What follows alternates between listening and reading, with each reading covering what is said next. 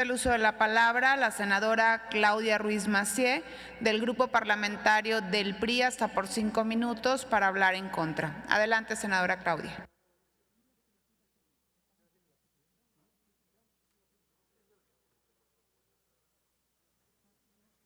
Gracias, presidenta. Compañeras y compañeros, las figuras de democracia directa son medios que permiten la expresión más inmediata de la voluntad popular ante los temas de gran trascendencia para la ciudadanía de un país o de una región. En una democracia representativa, constituyen verdaderos vasos comunicantes que hacen converger de manera directa en una decisión a representantes y representados. Instrumentos que vinculan a los primeros a atender permanentemente las demandas ciudadanas y ofrecen a los segundos la posibilidad de que su opinión sea la que impere en el proceso de toma de decisiones. Gracias a los mecanismos de democracia directa, la ciudadanía puede incidir no solo en la discusión de los asuntos públicos, sino en las determinaciones que finalmente adoptan los órganos representativos de la voluntad del Estado. Cuando es la ciudadanía quien los convoca, expresa con ellos su voluntad indudable de manifestarse a favor o en contra de una propuesta.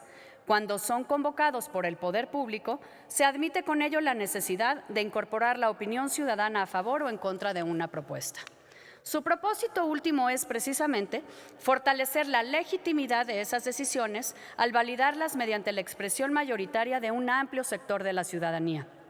Esta es la razón por la cual las figuras de la democracia directa se han diseñado para que su votación solo busque dos posibilidades, la afirmativa o la negativa, es decir, el respaldo o el rechazo.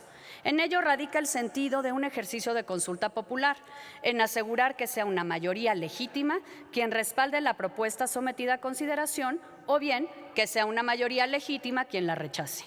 En el fondo, una consulta no es más que una pregunta que requiere la definición de la ciudadanía entre dos opciones necesariamente excluyentes. Lo que la hace verdaderamente popular es que su resultado es consecuencia de la voluntad mayoritaria del pueblo, expresada mediante un sí o un no.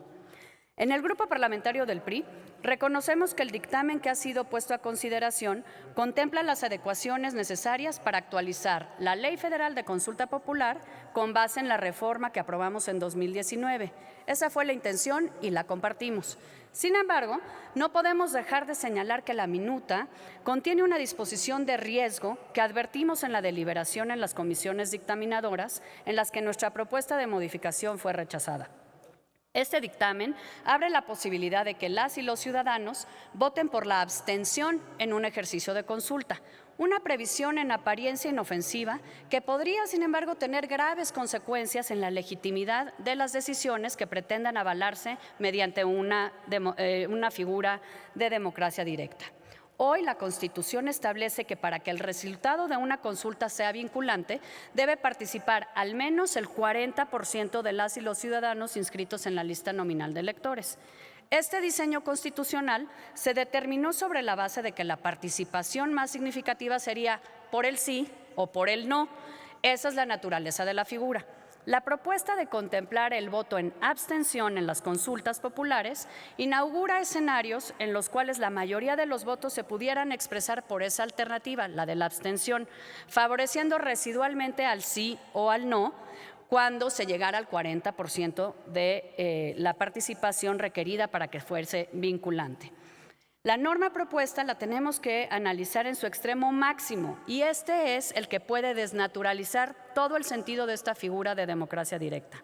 Si este fuera el caso, las y los ciudadanos que no emitieran su opinión y se decantaran por la abstención estarían validando de facto una consulta, haciendo vinculante esa decisión que finalmente sería la decisión de una minoría, la que se hubiera expresado por el sí o por el no.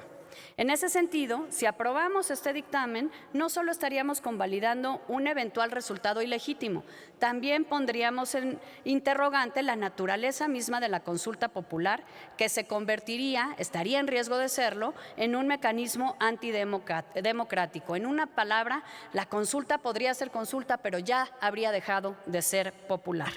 Honorable Asamblea, no existió la posibilidad de abstención en el plebiscito que sometió a consulta los acuerdos del Paz de paz del gobierno de Colombia con las FARC en 2016. Tampoco en el referéndum para la ratificación de la Constitución española del 78. Mucho menos se consideró la abstención de las y los ciudadanos chiapanecos en el histórico plebiscito por el que decidieron solicitar la incorporación de Chiapas al Pacto Federal de la República Mexicana hace casi 200 años. Y no podía ser de otra manera. Los ejercicios de democracia directa requieren la definición de la ciudadanía y son distintos a la concepción y diseño del sufragio activo. En uno se pide una decisión y en otro definir a quién representará a la ciudadanía. En uno se pregunta entre opciones excluyentes, en otro se opta por una persona entre varias posibles o por ninguna de ellas. La incapacidad de ver estas diferencias es el origen de esta ocurrencia que da pie al dictamen.